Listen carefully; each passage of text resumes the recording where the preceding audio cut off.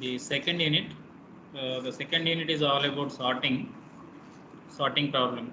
Okay, how to do sorting in by using data structures. Okay, as I told you earlier in the last class, sorting is a very fundamental problem. Like sorting is a fundamental problem in computer science, and it has a lot of advantages. Like sorting, in fact, it helps the searching process. Okay, so if our data is in sorted order, then it is very difficult. I mean, it is very easy for us to search for a particular item. Okay, once they are in ascending order or descending order, or if they are arranged by means of some relationship among the elements, then it could be easy for us to retrieve the elements. Lookup operation or the search operations could be very easy, right? So in this class you will learn, this is the class outline. So in this class you will learn what is sorting problem. We'll see some definitions.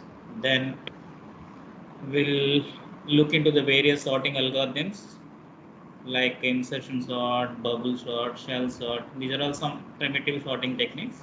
So in the subsequent classes, you will learn more sophisticated sorting algorithms like mod sort, radix sort, quick sort. Okay, and their implementation in C also. Okay, we'll look into that. And before going to see what is sorting, let us go through this definition. Okay, so it is defined like this. The sorting problem, the input given to a particular algorithm or the particular process is a sequence of n numbers, a1, comma a2, comma so on up to an. Okay. So the output expected from the sorting algorithm is a permutation or a reordering of a1 dash, comma a2 dash, so on up to an of the input sequence such that a1 dash is less than or equals to a2 dash, a2 dash is less than or equals to a3 dash, so on up to less than or equals to an dash. Okay, so from the given sequence of numbers or from the given sequence of data elements, we'll be arranging them by means of a relation. Okay, so what is the relation that we are using here? Here it is less than or equals to a1 is less than or equals to a2. That means ascending order.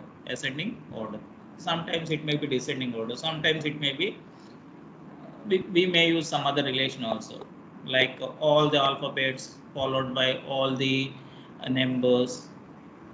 Okay, in the ascending order followed by all the special symbols. That is also a sorting problem, right? A sorted list. Okay, this is the main task.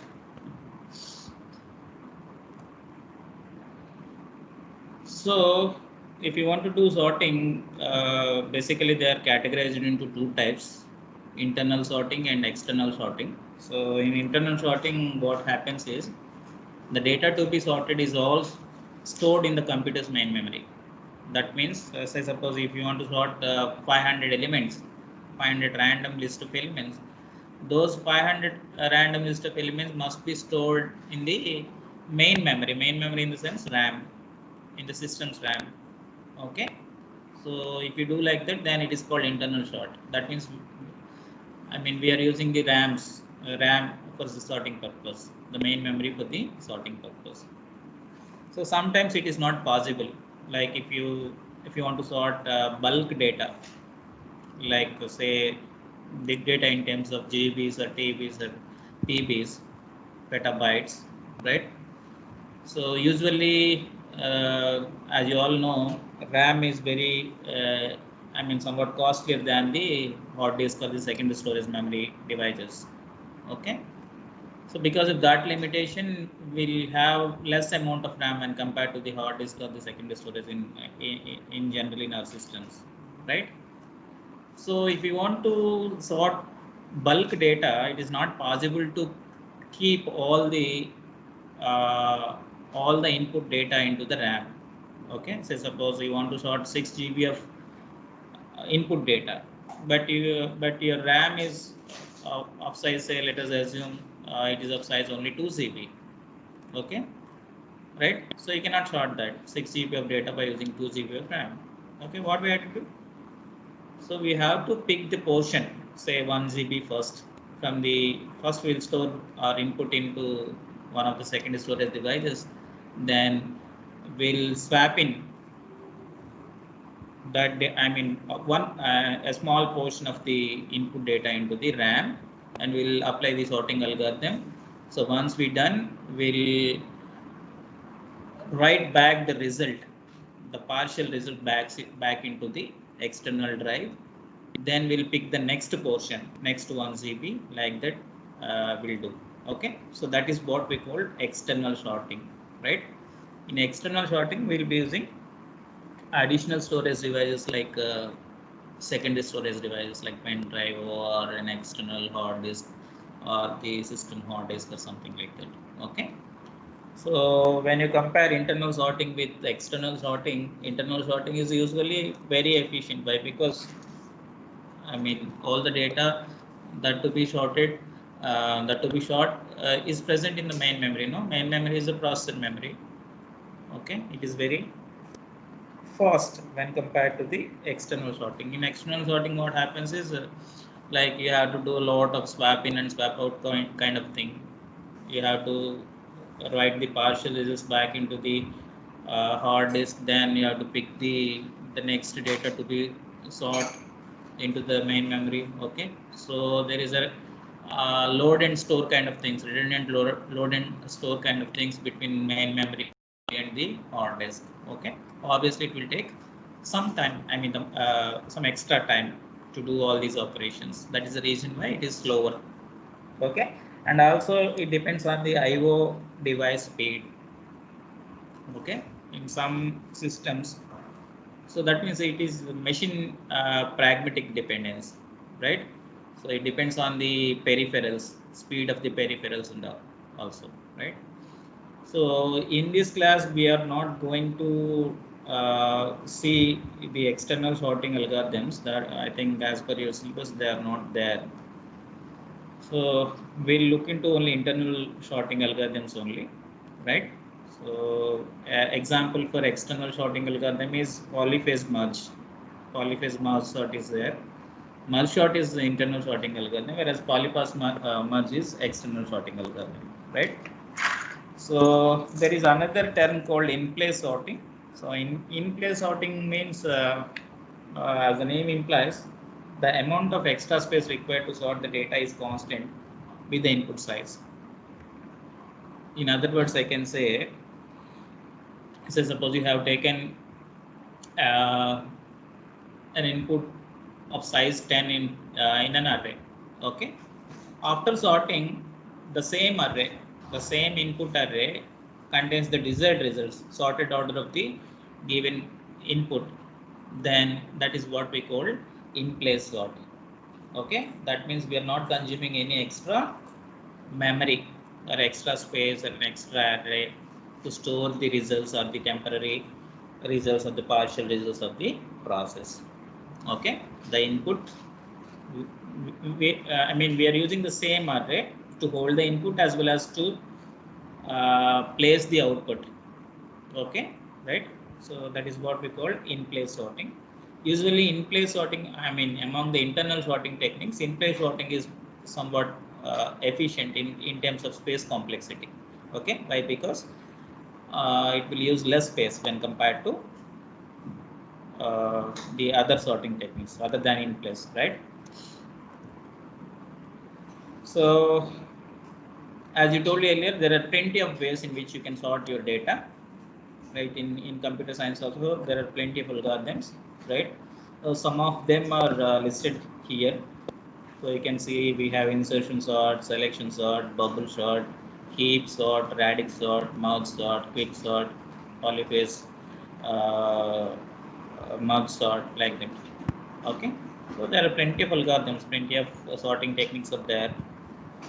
So you need to know which one is efficient in terms of space complexity and the computational efficiency, that is time complexity, right? So we'll look into each one of them in detail. Insertion sort, what is, and in this particular class we'll look into these two, the top two. Okay, in the next class we'll see the remaining. So first we look into the insertion sort. I think you might have studied this in your first year course. I think there is a lab program is also there. Okay, so the main idea behind insertion sort is it is something like playing the chords. Okay, it's like sorting a hand of playing chords. So initially we start with an empty left hand. So initially we start with an empty left hand and all the cards facing down on the table. Okay, we'll pick one card at a time from the table and insert into the correct position of the left hand. Okay, say suppose initially your left hand is empty, no, we'll pick the first card. Okay, and we'll see that number. Say suppose the number is 9, we'll insert somewhere into the, we'll hold it on the left hand. Okay, since it is the initial card, so there is no need to sort it. Okay, there is no other item to compare it. Okay, so next we'll pick the next card. Okay, now we need to compare, right? So now we need to identify the right position to insert our new card into the left hand.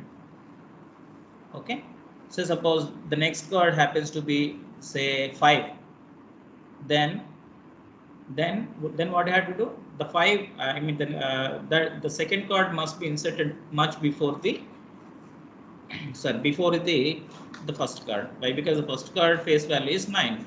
Okay, now it is 5, right? So this is how I'll proceed in insertion sort.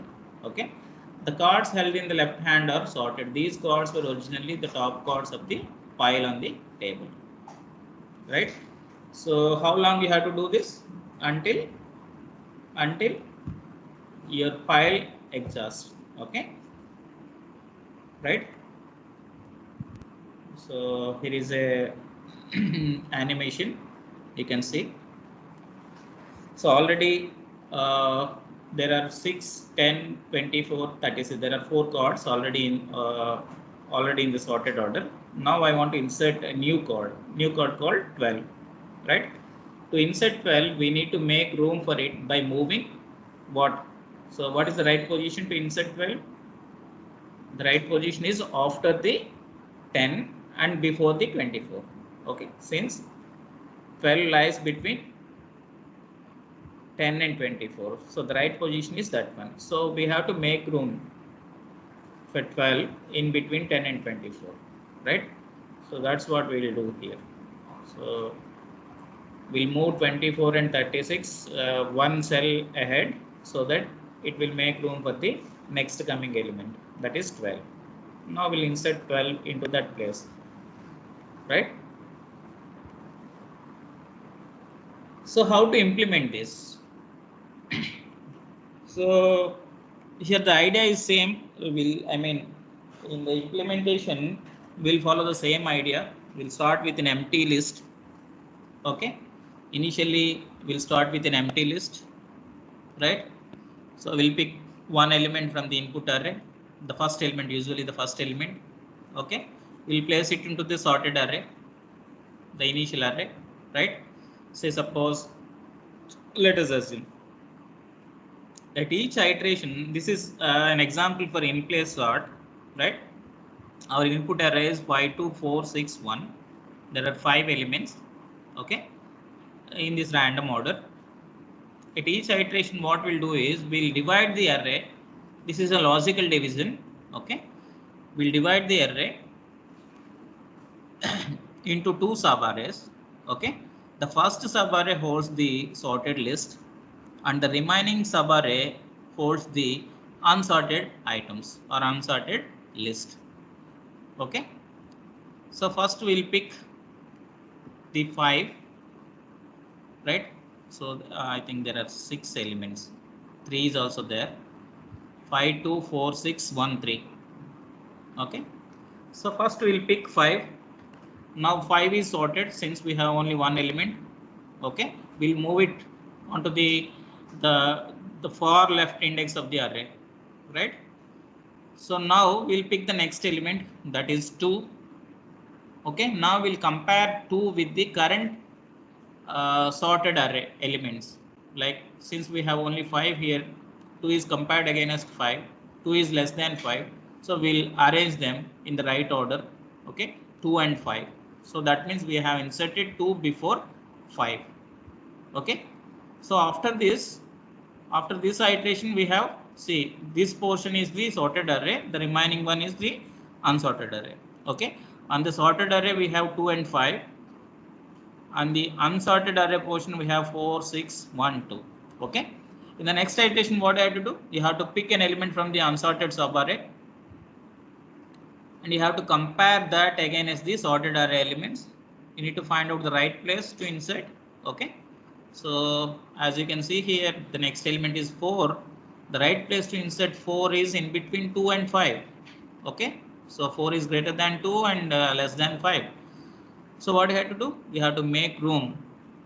Okay, you have to shift 5 one cell ahead, then you have to insert 4 in between 2 and 5. So after that, this illusionary boundary comes here. See, 2, 4, 5. Then we'll have this boundary here, followed by 6, 1, 3, 6, 1, 3, the unsorted list, right? So that is what shown here. Okay, so this is the working principle of insertion sort. So this is in place. Why in place? Why? Because we are not using any extra space here for holding our output. Okay, we have been using the same input array to sort the elements, right? So 2 is compared against 5, right? Initially 5, this is the sorted portion. 2 is compared against 5, then we'll get 2, 5 in the sorted portion and 4, 6, 1, 2 in the unsorted portion. Then we'll move this imaginary boundary between 2, 4, 5 and 6, 1, 3. Okay, now 6 is compared against each and every element in the sorted list, right? 6 is compared against 2, 6 is compared against 4, 6 is compared against 5. 6 happens to be, it is greater than 2, 4 and 5. So the right place to insert 6 is after 5, right? Likewise, we'll continue until the list is exhausted. Okay. The last item that we need to consider is 3. Okay. So the main thing that we did here is we'll be taking the first element from the unsorted list and we'll compare that against the sorted elements and we'll try to insert it into its right position based on its value, right? So this is how it will work. So any doubt, any queries? Okay, now we'll see the implementation part. So in implementation part, what we'll do is we'll take 2 index variables, okay, to keep track of the sorted portion and unsorted portion, right? So as you can see here, J and I, right? So J is the element that you want to compare against the sorted elements. That means the first element. Okay. So you have to repeat this procedure until J becomes the maximum size of the list or the input array, right? So first we'll initialize J with the first element. Okay. We'll move it on to the sorted portion. Then J is assigned to the next element. Okay. Now the Jth element is compared against the sorted elements. Okay. If it is not in the sorted order, then we'll rearrange it. Then we'll advance the J. Okay. So we have to advance the J until it moves to the last position of the array. So it points to the last position of the array. Okay. So once J points to the last element in the array, we are done. Then we'll stop the procedure. Okay. So here is a pseudo code to accomplish the same insertion sort. See, we have started with j goes to 2 to n, where n is the size of the array, right? What is the key element? Key is nothing but the jth element. So j is initialized to the second element. So we are not starting with the first element. Why? Because there are no elements prior to the starting element, so there is no need to compare it with the other elements. So that is the reason why we are starting with the second element. Okay. Insert a of j into the sorted sequence a of 1 so on up to j minus 1. Okay. Here we have started with j goes to 2. J minus 1 is what? 1, index 1. Okay. So that means this particular statement says that up to j minus 1 the list is already sorted. The only thing that you need to sort is up from j to n. Okay. At any instant of time, j to n will give you the unsorted list, and 1 to j minus 1 will give you the sorted list. Okay, right? Now see. Now what we are doing here is initially we assign j minus 1 to I. So what is I here? J minus 1 means 2. J is assigned to 2 now. 2 minus 1 is 1. Okay, I is 1 and j is 2. Okay, that is our initial configuration. Okay, we'll start with that initialization. Then while I greater than 0, okay, while there are elements in the the sorted list, and those elements are greater than the key, then what you have to do? You have to find out the right position, no? So for that, this is the logic. A of I is greater than key, you have to repeat this loop. Okay, if the A of I is greater than key, then the key must be inserted much before the ith element. Okay, A of I element. Okay, that is accomplished here. If A of I plus 1 e goes to I goes to I minus 1, A of I plus 1 is key. That means we are simply swapping. Okay, how long you have to swap? Until there are elements in the sorted list. So you have to repeat this do loop. Okay, until there are elements in the sorted list. So as I told you earlier, insertion sort, it sorts the elements in place. So it's an in place internal sorting technique. Okay. So let us try to understand the time complexity of insertion sort. Okay. So the major thing that we are doing here is we are comparing the unsorted element against the sorted list. Okay, right?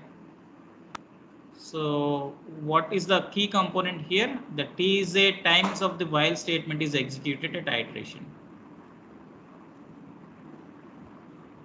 So like if you observe this for loop, this one, the cost of this for loop is n. Why? Because this is repeated for n times, right?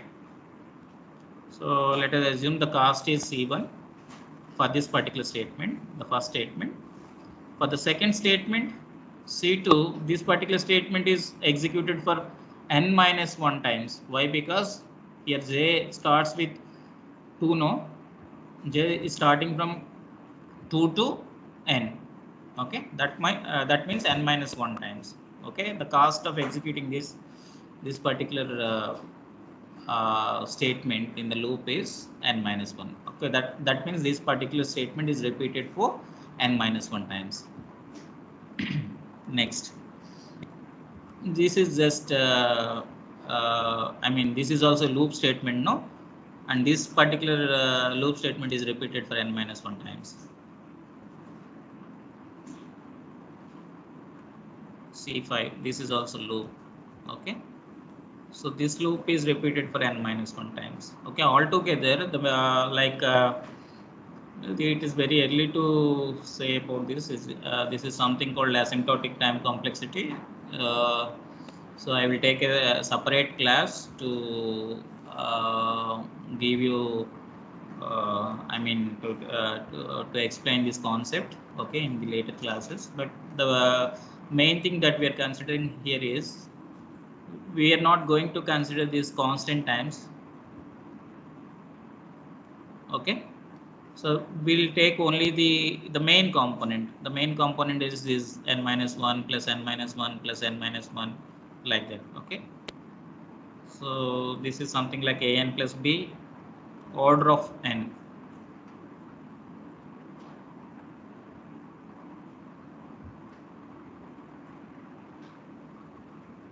Okay, so simply I can say, like, this analysis part we'll see in the next section. So I will you should be introduced to some terminology regarding big O, small o, theta, omega, asymptotic notations are there, okay, then only you can understand this. So I'm simply skipping this. So there are roughly n square comparisons and exchanges, okay, n square by 2 comparisons and exchanges, but we'll call it as order of n square, okay. The time complexity of the insertion sort is order of n square. Why? Because n elements are compared against the, each and every element is compared against the n minus 1 elements, okay. In simple sense we can say each and every element is compared against the remaining n minus 1 elements, okay. N minus 1 into n, okay. So you will get n square minus n or something like that. So we'll simply ignore the lower parts and we'll take the only the exponential things or something like that. The higher component we'll consider. So n square minus n. So in n square minus n, the higher part is n square only. So that is the reason why the time complexity of the insertion sort is said to be order of n square, order of n square, right? So that means if there are n elements, there are 5 elements. To sort 5 elements, it will take 5 into 5, say 25 time minutes. So suppose for sorting one element, let us assume if it is taking 1 second, then to sort 5 elements, it will take 25 seconds, 25 seconds, like that, okay. This is a rough estimation. So this is the program. If you want, you can note down, enter the number of elements. We are reading the elements into an array. So initially I have declared an array of type int of size 10, okay. Array name is a. So we are reading array elements into the elements into the array. So I have written a for loop here. For I goes to 0, I less than n, I plus plus, read the elements from 0 to n and place them into a of I, okay. So this is the main logic. For j equals to 1, j less than or equals to j plus plus, temp equals to a of j, k is j, k greater than or equals to 0, and then a of k. What I have to do? You have to swap the elements. A of k equals to a of k minus 1, a of k minus 1 equals to temp, right? So finally we are printing the sorted array. The sorted array is also present in the same location. See here, the sorted array is in a of I. What is a of I? What is a? The input array, okay. So finally the input array contains the final result, okay, sorted list. So enter number of elements. So once you run this program, you'll get something like this interface. So whenever you enter the number of elements, like I have entered 6 here, then it will ask you to enter the array elements. So then here you need to give your input. So I have given 420571, okay. So once the program runs successfully, you will get the sorted array 0, 1, 2, 4, 5, 7, and the exit code is 0, okay. Normal execution, successful execution, exit code 0, okay. So this is how we'll do the insertion sort. if you have any doubt, you can ask now. Next, otherwise we'll go for the next one. Any queries?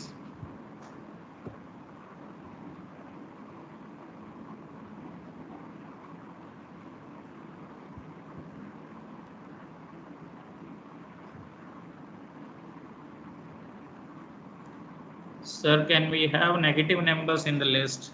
Yeah, it is also allowed. Sometimes you want to sort all the integers. I mean, in the integer range, we have negative numbers now. So there should be some way to arrange them, like -1 is less than -2, or -2 is less than -3, or something like that. No? If that is the case, then we can arrange them, no problem. We can have negative numbers also in our input.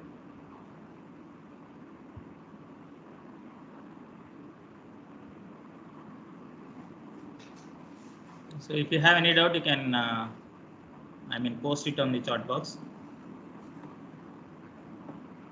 or you can unmute your mic and you can ask.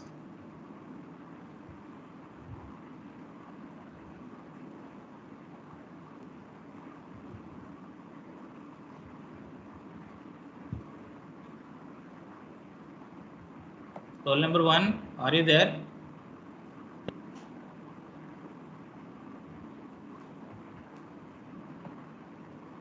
Roll number 1, roll number 2, roll number 3. And nobody is responding.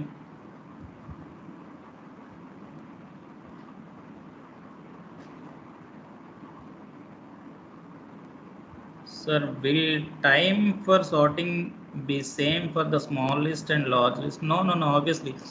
Like, the sorting time varies.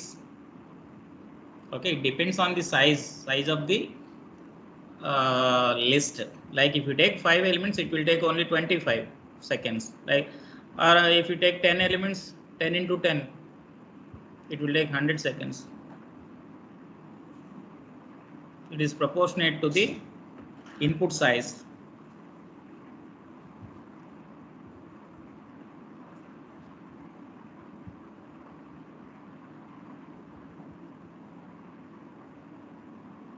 ఆబ్వియస్గా అంతే కదమ్మా, ఎక్కువ numbers ఉన్నాయనుకోండి sorting ఎక్కువ time తీసుకుంటుంది కదా.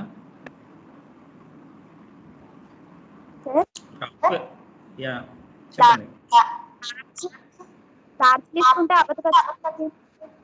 ఏంటమ్మా?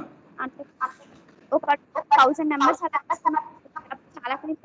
Waste అవుతుంది కదా సార్, వెయిట్ చేయాలి కదా సార్ బాగా. అవునండి. అంటే ఇప్పుడు మెషిన్ లిమిటేషన్స్ గురించి మనం మాట్లాడలేదు. మెషిన్ లిమిటేషన్స్ ఎప్పుడు ఉంటాయండి. లైక్ మీరు మీ దాంట్లో 2 GB ర్యామే ఉంది, మీరు 5 GB డేటాని సార్ట్ చేద్దాం అనుకున్నారు అనుకోండి, కష్టం కదా. It will take more time. That is the reason why will go for sophisticated sorting algorithms అండి. n² కన్నా తక్కువ కాంప్లెక్సిటీ ఇచ్చేటువంటి అల్గారిథమ్స్ చాలా ఉన్నాయి. ఓకే, అవన్నీ ఇంకా ఫర్దర్గా నేర్చుకుంటారు మీరు. Okay,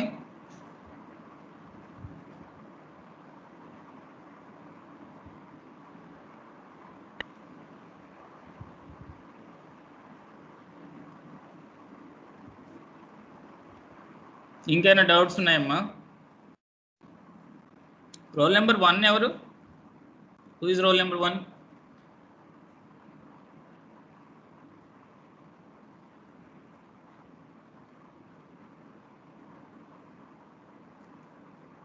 Roll number 2. Answer the roll calls. Roll number 1, 2. Present, sir. Yourself is 2.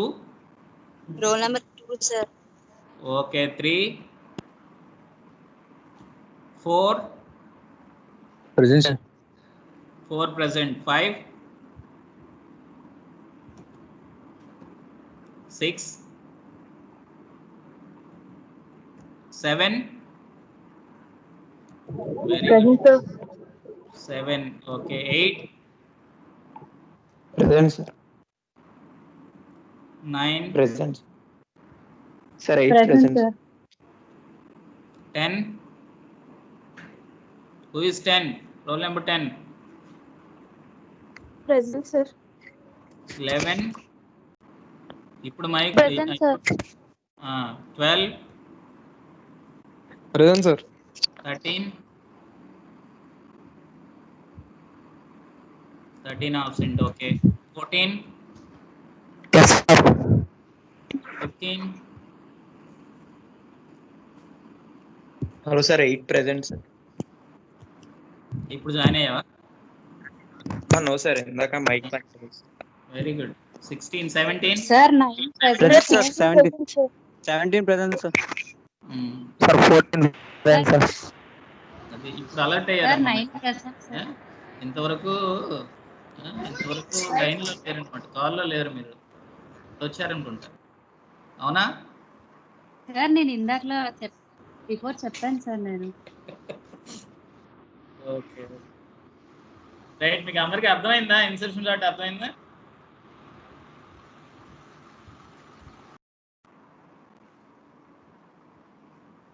Okay, మీరు ఇలా మాట్లాడరు కానీ అంతే, అయిపోయింది. అటెండెన్స్ అయిపోతే ఇంకా అవసరం లేదు. Okay, let's move on to the next concept, that is selection sort. Okay, selection sort is somewhat simple when compared to insertion. Okay, here what we'll do is we'll try to pick out, okay, we'll try to find the smallest element in the array. We look into the input array and try to somehow we'll try to find out the smallest element in the array, and we'll swap that with the very first element. Okay, exchange it with the first element, find the second smallest element and exchange it with the element in the second position. So we had to continue this until the array is sorted. Okay, so it is pretty simple. Like if you go for ascending order, you have to find the smallest element. If you go for descending order, you have to find the maximum element, okay, largest element, and swap it with the first element. Next you need to find out the next largest element among the remaining elements. You have to swap it with the second element. Okay, like that you have to proceed. So the running time depends only slightly on the amount of order in the file. Okay, if the input is already in sorted order, then obviously it will take more time. Okay, why?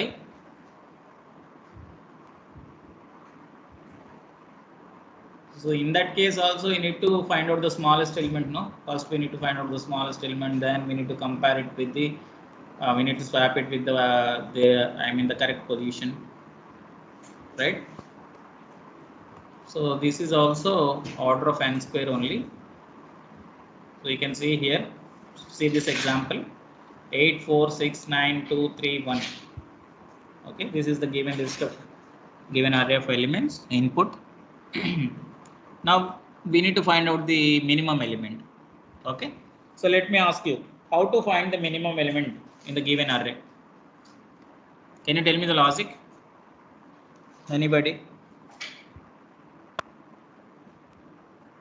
You're asked to find out the minimum element among the given elements. Sir, we will just take a variable minimum. Okay. And yeah. we will check with that the variable and with the remaining elements, and we will we'll update the value whenever the element is less than the minimum value. So what is the initial value of min?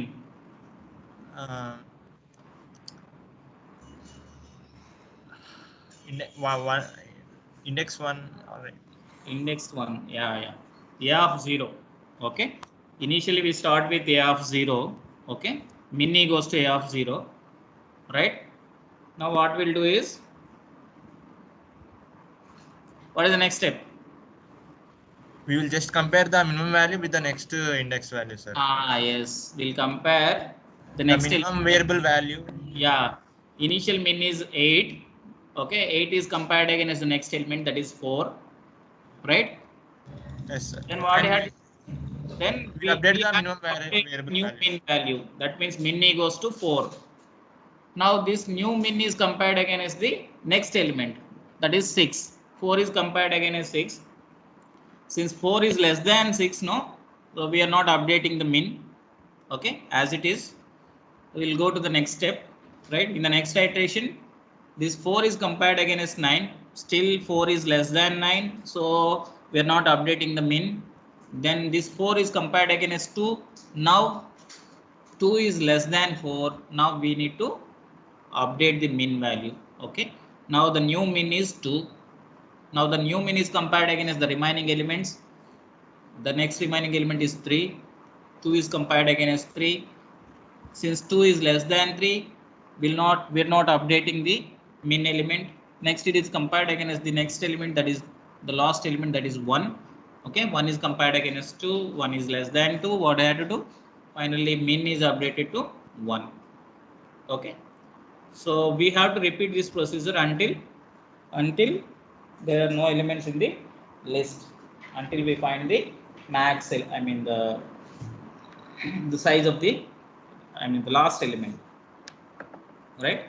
So the minimum element after this iteration, the minimum element is 1. Okay, after finding the minimum element, what is the next step? We have to place it in the into the we need to place this in the right sorted order. So the correct place to insert this minimum element is a of 0. Okay, so what we have to do? Now we need to swap the element currently present in A of 0 with the minimum element. Min is swapped against the 0th element. Okay, 1 and 8. Now 1 will come here and 8 goes to the last position, right? So now what happens after this iteration? This portion is already in sorted order. So far we have done up to this. Now we left with this portion, right? In the next iteration, we need to find out the minimum element among these elements, among these unsorted list. Okay, we have to ignore the sorted portion, find the next minimum element among the unsorted elements and repeat this procedure. Okay, so swap it with the first element in the unsorted list, then decrement the increment the swap part, right? So you have to proceed like this. So the animation is shown here. See, 1 is swapped against 8. Then find out the next minimum element among the unsorted list. Okay, now we are not looking into this one now. Okay, among all the elements 1 is the minimum, but once after the first iteration we are ignoring 1. The remaining elements after in the remaining element, the next the minimum element is 2, and that is swapped against the first element in the unsorted list, that is 4. You can see here 4 and 2 swapped. So after that we'll get 1 2 6 9 4 3 8. Next, find out the next minimum element, swap it again as the first element in the unsorted list. So you have to repeat like this until all the elements were sorted. Okay, so this is the pseudo logic for the logic in pseudocode. So initially we'll take the length of a into n, and we'll take a loop j equals to 1 to n minus 1. So we'll try to find out the smallest element. So we'll take min equals to j for I equals to j plus 1 to n. Repeat this procedure, smallest one. Okay, find out the smallest one. Once you find the smallest one, exchange a of j with the smallest one. This is the swapping logic. Okay, so the running time estimation, it is also order of n square only. So I will take a separate class on this, how to estimate the running time or the space complexity or time complexity of an algorithm. Okay, most probably in the next class I will tell you.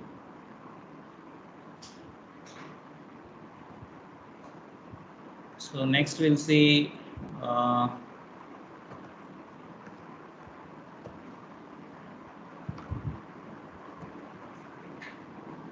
yeah. There is something called, I mean, we are moving to the more sophisticated sorting algorithms. Okay, so these sorting algorithms are somewhat advanced than the insertion sort, selection, and bubble sorts, right? They are primitive. They will take more time when compared to these advanced sorting techniques. Okay, these advanced sorting techniques, they are based on something called a principle called divide and conquer. Okay, so in divide and conquer, what happens is the given problem is like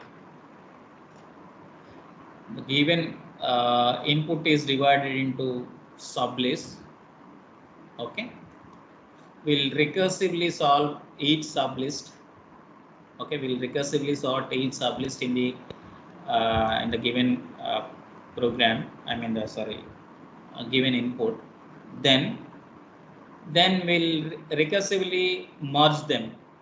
Okay, so after merging, so this is what we call conquering step, merging step. Okay, we'll combine the solution for S1 and S2 into a solution for S.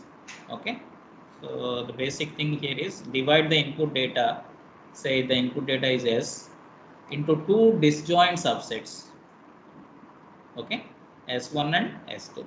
Disjoint means there should not be any common elements in S1 and S2. Right? So after dividing the list into two sublists, S1 and S2, will recursively solve the sub problems associated with S1 and S2. That means recursively solve in the sense we'll again divide S1 into S11 and S12 and S2 into S21 and S22. Again those S11, again it will be divided into S111 and S12. S112 or something like that. Okay, then we'll sort these elements like as you can see here in the diagram. So first this is our list, then we have divided it into two, then these are the two sublists, then again this sublist is divided into this. So how long you have to do this? Until you have a singleton element in your set or in the list. Okay, so if you look at the leaf level of this hierarchical tree, this contains only single elements. Now we have two single elements. Now we'll compare these two. This element is compared against this element. If the first element is greater than the second element, what we'll do? We'll swap these two and we'll put here. So at this position, I mean at this after this swapping step, we'll get the sorted list. Like similarly, we have to sort these two so that we'll get the sorted list. Now we compare each and every element here with the elements that are present in the next sublist, and we'll if they are not in order, then we'll put them in correct order. Then we'll get the sorted list here. Similarly, we'll apply the same procedure for this right subtree also. Right? So we'll get the sorted list for this sublist here. Then we'll sort these two sublists. Then finally we'll get this. The final result is stored here. Okay, the final sort list is combined. Okay, so that is how it will work. So this procedure is called divide and conquer. Divide and conquer. We are dividing the entire program into sublists and we recursively solve them. So once you solve the sublist, then we will combine them to get the final solution. Okay. So there are two algorithms basically, merge sort and quick sort. These two sorting techniques, they will use this divide and conquer principle, right? So as you can see here in merge sort, on an input sequence as with n elements, consists of three steps. in the first step, partition S into two sequences S1 and S2 of about n by 2 elements each. Okay, of about n by 2. About n by 2 in the sense, say suppose if the list is of size not even, if it is odd size, then you may not get the even size sublist, right? So that is allowed. Like one list may be odd size, the other list may be even, right? Then recursively sort S1 and S2. So once you sort S1 and S2, then merge S1 and S2 into a unique sorted sequence. Okay. So this is the algorithm, merge sort. So S comma C, what is S and what is C? C is the comparator here and S is the input with an element. Sequence S sorted according to the comparator, like ascending order or descending order, like this. Okay. If S dot size, if the given input size is greater than 1, then only we have to, what is the first step? First we have to divide it into two sublists. Okay, that is what done here. S1 comma S2 partition S comma n by 2. Okay, so you have to divide S into n by 2 elements so that you will get the first n by 2 elements are treated as S1, the remaining n by 2 elements are treated as S2, right? Then we'll call the merge sort, a recursive merge sort, okay, to sort S1 with the same comparator, say, and we'll call again merge sort with S2, the input S2 comma the same comparator, right? So once we done with S1 and S2, we'll call a routine called merge to combine them to get the final sorted list, that is S. Okay, if you observe here, the input for merge is S1 comma S2. Okay, I mean observe the difference between these two. Merge sort is a routine to perform the sorting. Merge is to combine the results, the sorted results into a unique list, right? Merge sort is, I mean the routine for merge sort is different from merge. Merge is for combining, merge sort is for dividing and recursively solving the list, sublist, right? Here is an example. This is the initial list of items. Say this is S. Now what we'll do is there are 8. How many elements are there? 8 elements. Since there are 8 elements, they are divided into 2 sublists, each of 4 elements. Say 85, 24, 63, 45. They goes to the first sublist, and the remaining 4, 17, 31, 96, 50, they goes into the second sublist. Now see the first sublist.